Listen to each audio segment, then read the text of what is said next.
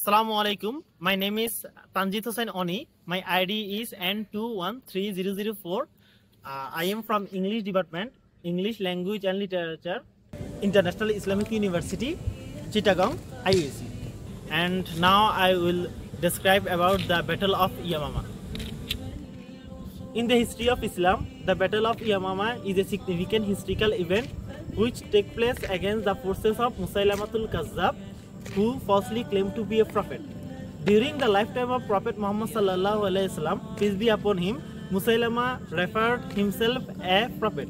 At that time, Prophet Muhammad sallallahu alaihi wasallam declared Musailama as Kazzab, which means a great liar.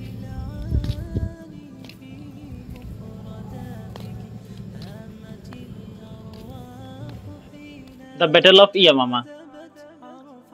In the 11th year of Hijri, during the month of Rabiul Awwal, the Prophet, peace be upon him, passed away.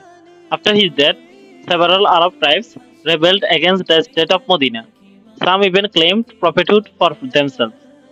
However, Allah, the Lord of the world, declared in the Surah Al-Ahzab, chapter number 33, verse number 40 that Prophet Muhammad sallallahu alaihi wasallam is the final prophet. ما كان محمد أبا أحد من رجالكم ولكن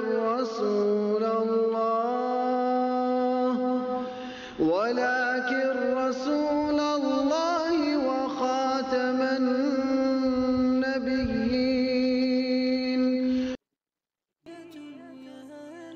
In Yamama, located in present-day Saudi Arabia, a fierce battle took place between the Muslim army and the forces of Musailama al-Kazzab, who falsely claimed to be a prophet.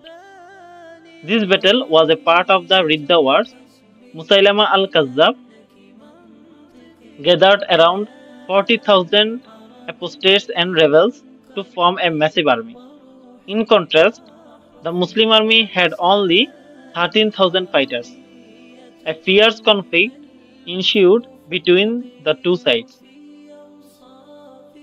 The Prophet of Banu Hanifa, the people of Banu Hanifa, driven by sectarian zeal, fought with a great enthusiasm for the false prophet. The Muslim had never faced such intense attack before. Several prominent companions were martyred one by one.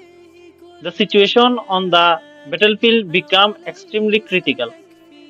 At times, the Muslim gained the upper hand, and at the other times, the disbelievers seems to prevail. The battle continued with relentless attacks and counterattacks.